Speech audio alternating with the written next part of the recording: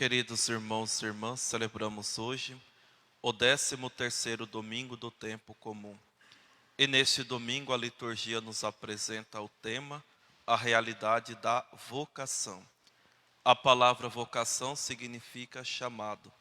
E é sempre bom nós nos recordarmos que desde antes do ventre materno da nossa mãe, Deus já tem os seus planos para nós. Ele já teve o seu desígnio para nós. E a nossa missão ao longo da nossa vida é descobrir qual é a vontade de Deus para nós. Porque só seremos realmente felizes se de fato nós descobrimos e depois fazermos a vontade de Deus.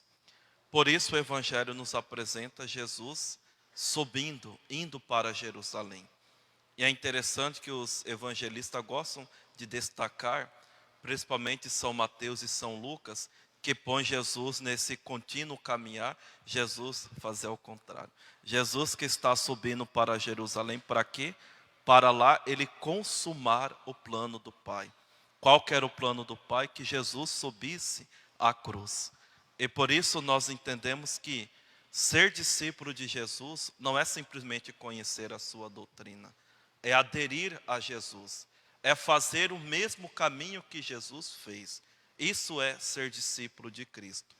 Pois bem, enquanto Jesus caminhava, ele encontrou com 3 pessoas. O primeiro disse o seguinte para Jesus, que queria segui-lo. E Jesus simplesmente respondeu: as raposas têm toca e as aves do céu têm ninhos, mas o Filho do Homem não tem onde reclinar a cabeça. Ou seja, quem quer seguir a Cristo não pode ter essas pretensões humanas, não pode querer ter essa segurança terrena, essa segurança humana. Uma vez que nós decidimos a seguir a Cristo, ser cristãos, ser católicos, buscar a santidade, nós teremos que renunciar a tantas realidades, não tem conversa. Ou você vai ou você fica.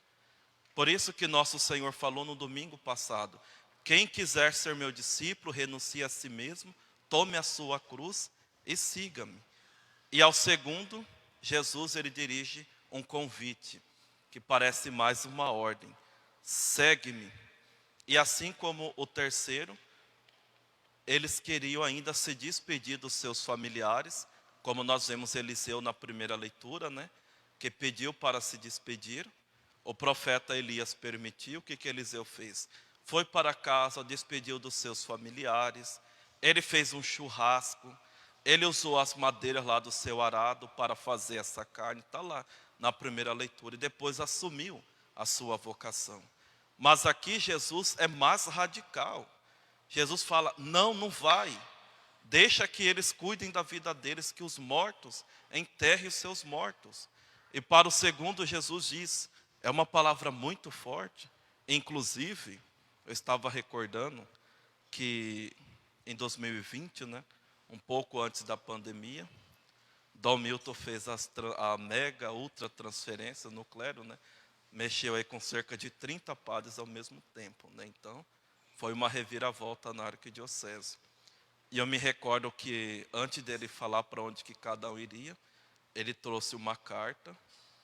E naquela carta, ele lembrou, né, das promessas que nós fazemos. Porque um dos pecados que pesa muito para nós sacerdotes e para os religiosos é a desobediência.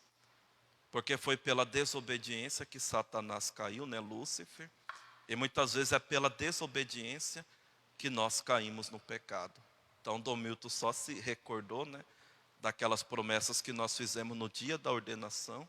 Prometes obediência a mim e a meus sucessores? O que o diácono, o padre responde? Prometo, prometo, prometo. E Dom Milton encerrou a carta com essas palavras de nosso Senhor: quem põe a mão no arado e olha para trás, não está apto para o reino de Deus.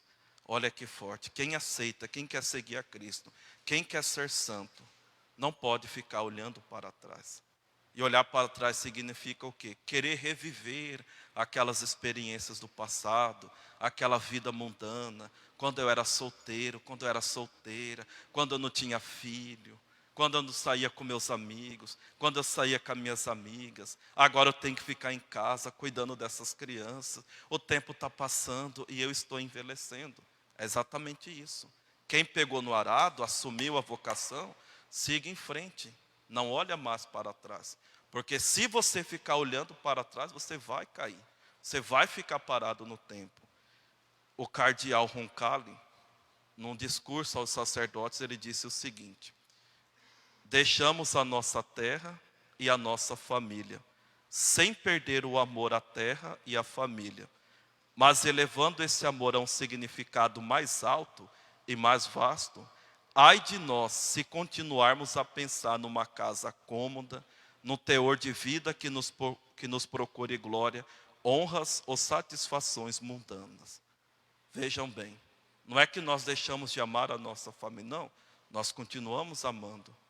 Porém, o nosso primeiro compromisso é outro, é Deus, é a igreja. Para vocês terem uma ideia, no início, lá na história da igreja, quando o jovem decidia que queria ser padre, lá por volta dos 14, 16 anos, eles chegavam para os pais: pai, mãe, muito obrigado por tudo que vocês foram na minha vida, até hoje, até agora, pela educação, por isso, por aquilo, estou indo embora, vou ser padre e nos veremos lá no céu. Porque era quase que certo, uma vez que os filhos saíssem de casa para ser padre, para ser um religioso, um monge, uma monja, nunca mais os pais os veriam, a não ser lá no céu. E como é difícil se desprender daquelas pessoas que nós amamos. Alguns pais, fazem mais apegado, mais melancólico, fazem um show. Eu estava numa casa e estava a sogra e o genro lá, Aí a sogra: ai, padre, quando a fulana casou, foi assim, foi assim. Aí o genro: para com isso, dona fulana. A sua outra filha também que casou depois, a senhora fez a mesma coisa. Então, um certo apego. Agora vocês imaginem quando é esse caso, Que você tem que deixar seu pai e a sua mãe e nunca mais nos verá. Então, tudo isso tem que ter um motivo, tem que ter uma razão, que é Cristo, a nossa salvação.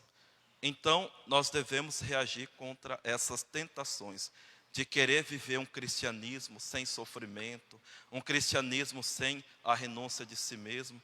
A pessoa quer casar, mas esquece que ela vai ter que renunciar a tantas vontades próprias, porque ela tem que estar disponível para o outro, para a esposa, para o esposo. Vai ter que se sacrificar pelos filhos, porque isso que é amor. Então, pegou no arado, caminha para frente, não olha para trás. A vida muda. E a vida não é um mar de rosa, a vida é sofrimento. Eu falava no domingo passado que quando nós falamos de cruz, por mais que esteja disfarçado, escondido, a glória está ali presente. Não é que a igreja, ela é masoquista, ai, todo mundo tem que sofrer. Não, não é isso. A questão é que nós temos que sofrer pelas razões certas. Se é pela sua família que você está sofrendo, louvado seja Deus, sofra.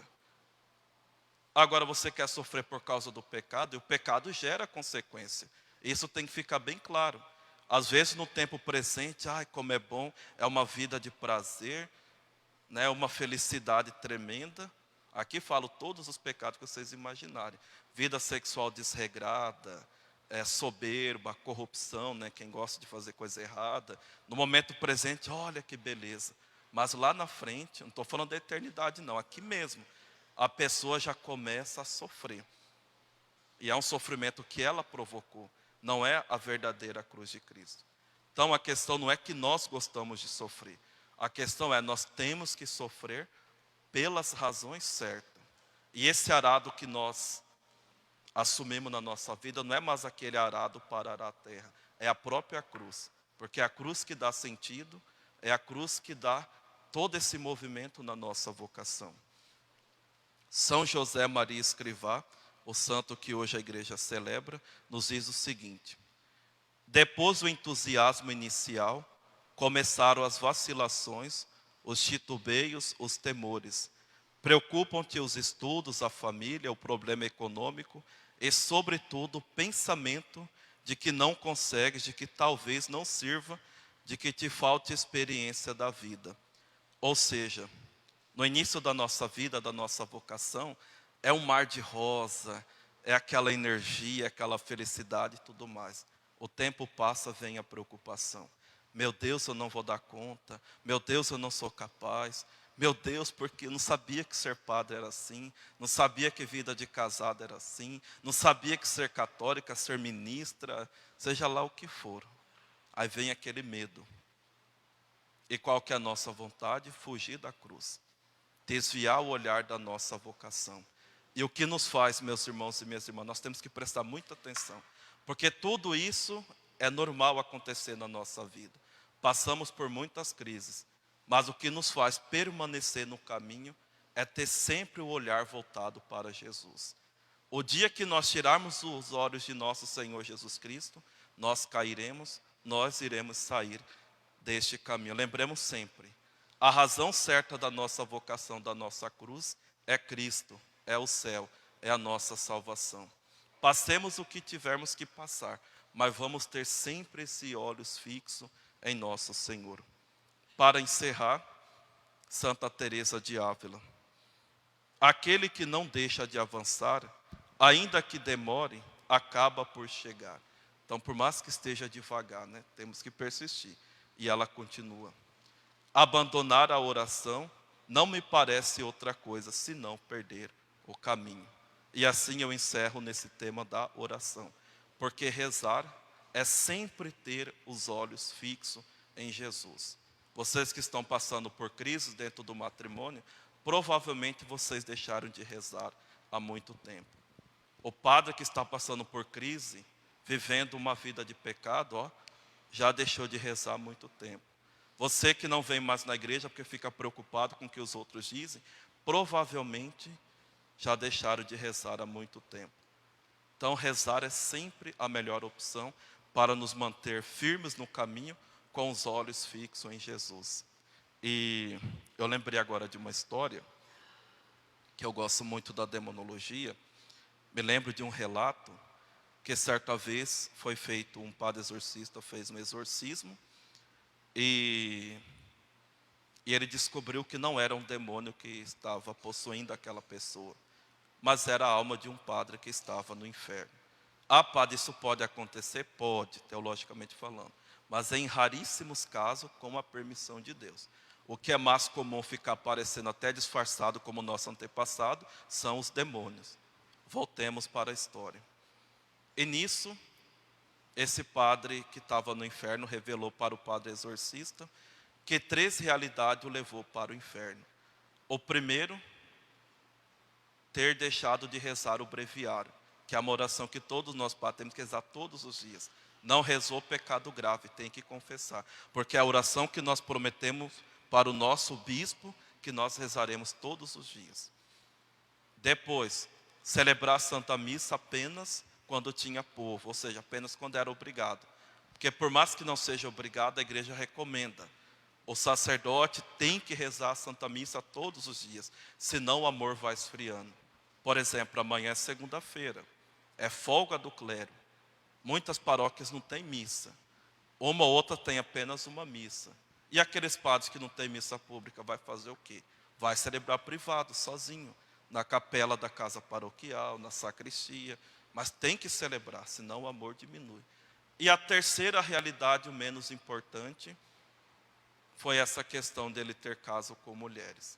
E ele destaca que o principal, o que levou ele para o primeiro degrau, para baixo, para o inferno, foi ele ter deixado a oração. Então, para vocês compreenderem, a falta de oração nos tira do caminho, faz com que nós não tenhamos os olhos fixos em nosso Senhor Jesus Cristo. Então, pensemos nisso e vamos corresponder a Deus com generosidade à nossa vocação. Louvado seja nosso Senhor Jesus Cristo.